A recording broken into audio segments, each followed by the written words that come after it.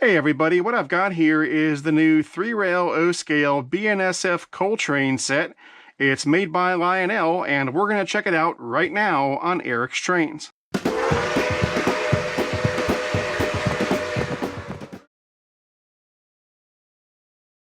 Alright, so for today's unboxing from my knife collection, we'll be using another case knife, and this is I believe it's a 6254, yeah. Nice knife, there it is. Made in USA, of course. So, on the box tag, we've got model number 2222010, BNSF Coltrane set, and the OBS date, which is the date that it got on the boat to leave China, is March 10th, 2022.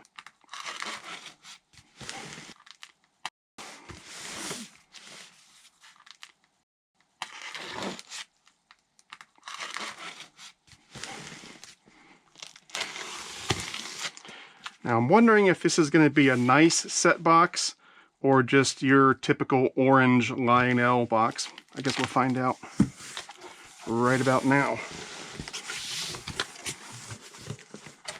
Oh, it's a nice box. Look at that. That's what I was hoping for. And look at that. That looks sharp. It's always nice when they give you a good set box. Sometimes you get a set and it just comes in that orange box, which is, you know, a little boring. It's always more exciting when you get a real nice set box.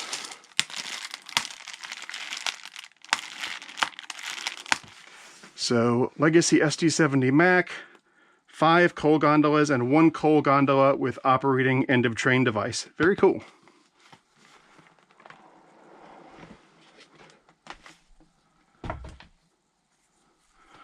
All right.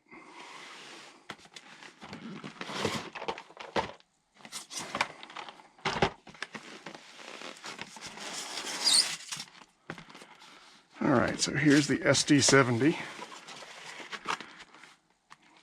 And it's been a while since I've gotten a BNSF diesel with the swoosh logo on it. So this is going to be really cool. I'm excited about it.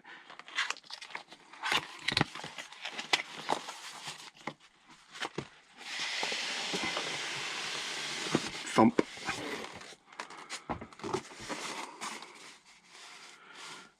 Alrighty.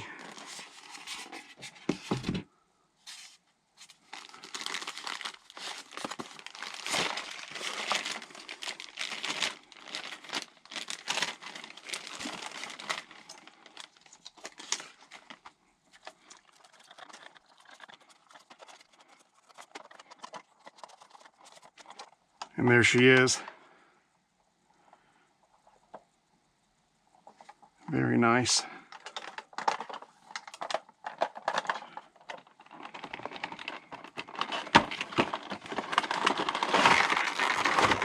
Looks nice already.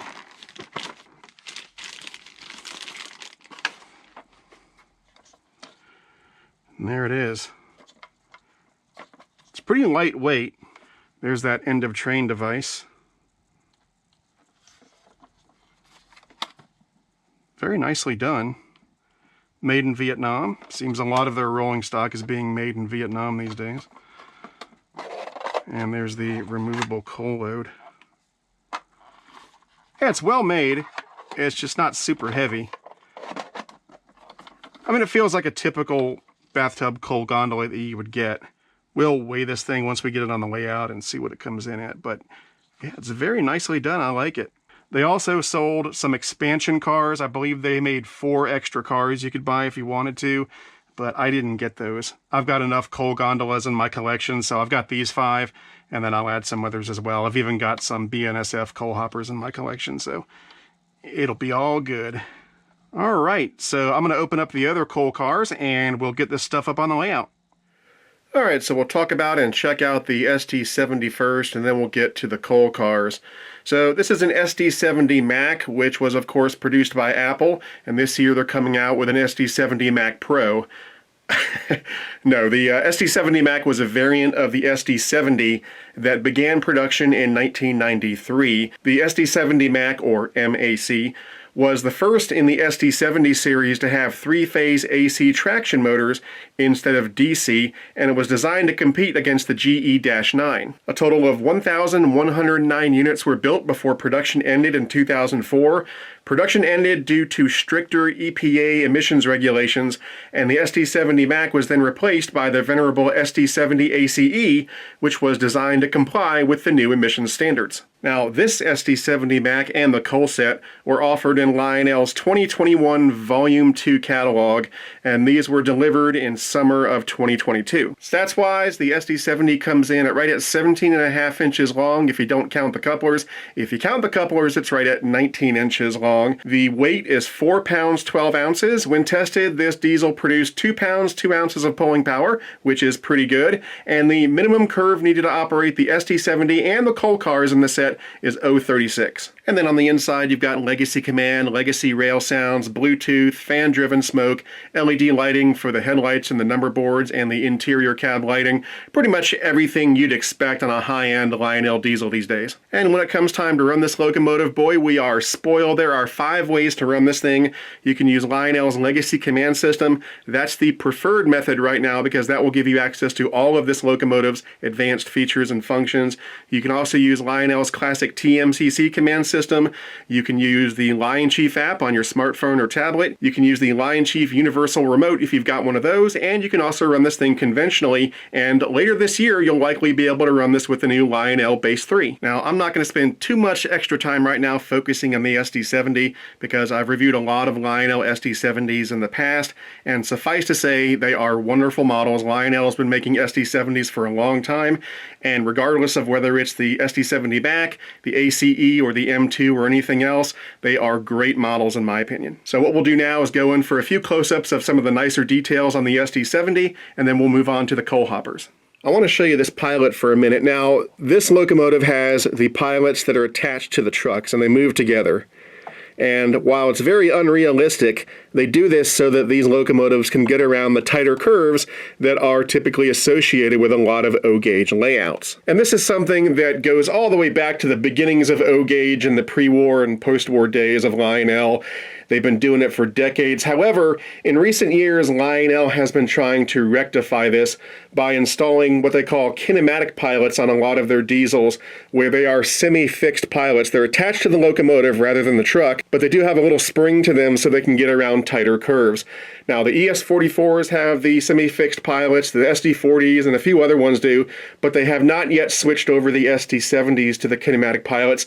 But I would suspect probably at some point in the future, not immediately, but maybe 5-10 years from now, they will get around to putting the kinematic pilots on the SD70s, but for right now, it still has the traditional pilots that are attached to the truck. Not a big deal. Most people who are into 3-rail low scale are used to this, but I did want to point it out. The whole area around the cab looks great. We've got all sorts of add-on metal grab irons going on all over the place. Got some sand fill caps, add-on windshield wipers.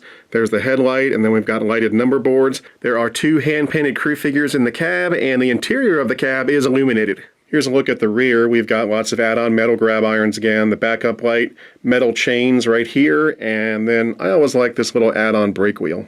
And of course, there's all sorts of cool signage all over this model, and if you look at it under extreme magnification, most of it is legible. The hump. You know, on the real thing, there's a refrigerator behind here where the crew stores their beers. Toward the rear on the roof, this section can be removed to reveal the master controls for the engine. So we've got the run program switch, the Bluetooth on-off switch, and the smoke unit on-off switch. Now let's check out these coal hoppers, which you've already seen during the unboxing. So overall, I like these hoppers a lot. However, they're kind of a mixture of great, meh, and weird, if that makes any sense. So what's great about these cars? Well, the paint job is fantastic. There's lots of legible signage all over the place. You've got a removable coal load up top. There's an add-on metal brake wheel on this end, and you've got die-cast metal trucks. Now, what's meh about this car? Well, it's not the most detailed coal hopper ever made. All of the steps and grab irons and so forth are molded into the plastic body. Really, the only add-on part is that brake wheel. And then the trucks are die-cast metal, which is good, but both couplers are non-operational. Now, The coupler on this end, there's a good reason for it to be non-operational, and that is because it is a rotary coupler. And you can't have an operational coupler that's also rotary like this. Just wouldn't work. And on this end it says rotary end, so the rotary coupler is on the right side of the car. And what you can do with this is if the adjoining coal car also has a rotary coupler, you can put this into a rotary coal dump and dump your load. And Lionel did make a rotary coal dump accessory in recent years that these can be used with. And by the way, if you've never seen a real rotary coal dump, there are videos of them on YouTube. You should check them out. They're really cool. So yeah, there's a reason this one is non-operational. However, the one on the other side is not a rotary coupler, but it's non-operational. When MTH did their rotary coal hoppers, they had one operational coupler and then one non-operational rotary coupler, but Lionel has chosen to make both of these non-operational, which, you know, it is what it is. It's not the end of the world. It'd be nice if this was operational, but it isn't. Now, what's weird about these cars? Okay, so on each truck, you've got 3 real springs on each side. So you would think, okay, these are die-cast metal sprung trucks. However, although these are real springs, they don't actually do anything. There is no spring cushion mechanism to compress the springs. They're just there cosmetically, which is kind of a funny choice. You know, most of the time when you have a car that doesn't have sprung trucks, they just have the appearance of springs cast into the metal. But in this case, they went to the trouble of adding real springs, but made them non-functional, which is certainly a weird choice. Now, the benefit of the non-functional springs and the non-operating couplers is that the trucks are very simple and therefore they will be very reliable and dependable for years to come. But yeah, kind of a weird choice with the springs, and you know, it would have been nicer if they had an operational coupler on one end, but it's not the end of the world. And overall, like I said, I think these hoppers are just fine, especially for a bunch of hoppers that come in a set. Now, when I was unboxing these hoppers, I said that they felt light. So let's see if they are lightweight. So I'll bring my scale over here. And in my mind, a good O-scale freight car more or less should weigh between 14 and 16 ounces. There are exceptions, but 14 to 16 ounces is usually the good zone to be in. So let's see, 14.9 ounces. So yeah, right where it should be. So it's not a lightweight car. It's perfectly acceptable. Now, one thing that I like to do with a lot of my coal hoppers is actually add weight to them just to give them more heft as they come down the rails. And I've actually already filmed a tutorial video where I added weights to one of these cars, and that tutorial video will be out shortly after this one. But yeah, 14.9 ounces, right where it should be. And it's in stark contrast to older Lionel cars. You know, if you get those MPC freight cars from the 70s and 80s, those things will weigh like 7 or 8 ounces. They are so light and flimsy, which was not necessarily a bad thing back then because the locomotives didn't have that much pulling power to begin with. But nowadays, the locomotives have a lot of pulling power, and so it's always nice to have cars that have a good weight to them. That way, when they're coming down the rails, they're not wobbling and bouncing all over the place. And then here's that last hopper in the set, which is identical except that it has a powered truck and a functional end of train device, which is really cool. So when this thing goes down the rails, there's a red light that flashes. All right, the last thing we're gonna do before we start this thing up is BFIMO. Best feature, in my opinion. Actually, there's a couple things I like about this set. First, I like that there are 6 coal hoppers rather than just 4 or 5. Most sets usually have 4 or 5 cars. You do see 6 car sets every now and then, but they're less common. And in fact, when I was unboxing this set, I was so used to sets having 5 cars that I initially forgot to unbox the 6th car, and I had to go back when I realized, oh yeah, it's a 6-car set. So yeah, I like that you get a lot of cars for your money, and also I like the functional end of train device on the end. That's a nice touch. Okay, now comes the fun part. Let's go ahead and start this thing up. This is the dispatcher. Start up and hold. Over. Okay, let's get to work. Out.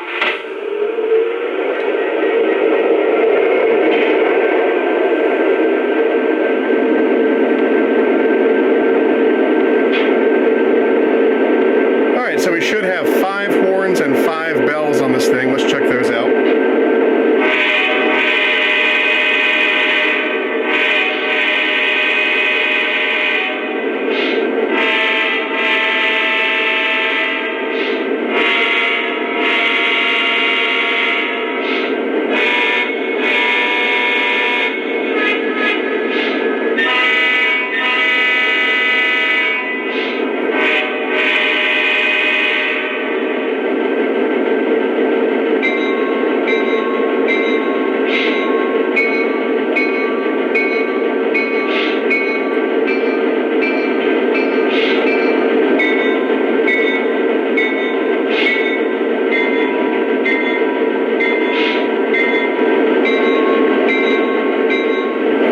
sampling of some of the crew talk sounds. Dispatcher, ready to roll. Can I pull? Over. Hold for track orders. Dispatcher out. Time you went on the wall if we don't move on soon. 2635. He won't be out of here for an hour and a half, 2 hours. Okay, alrighty. That call anyway is later on. Okay. Thank you. Got a lot of tongues today. Better bunch in some slack before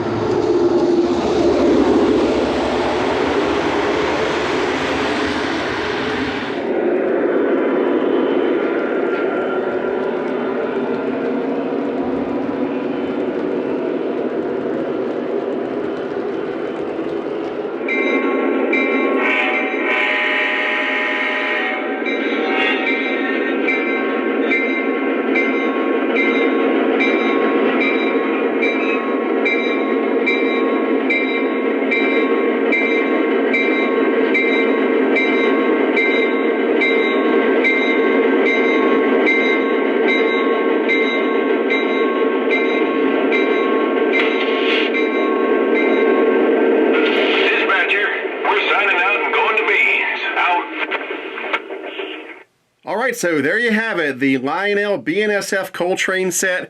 Pretty cool. What's not to like here? If you want to get one of these, the retail price on the set was right at $900.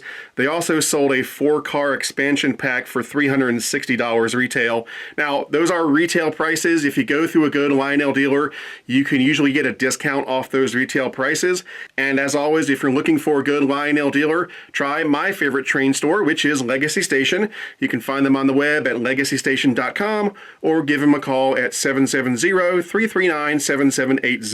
If you'd like to support this channel, I would greatly appreciate it. That can be done through Patreon at patreon.com/ericstrains. Patreon supporters get all sorts of perks and benefits, and you can read about those on my Patreon page. I'd like to put a big thank you out there to all of my current Patreon supporters. Your support means the world, not only to me, but to the future of this channel. And an extra super big thank you goes out to my premium tier Patreon supporters. You'll see their names at the end of this video. Anyway, let me know what you think in the comments below. That's it for now. I'm Eric Siegel. Thanks for watching, and I'll see you next time.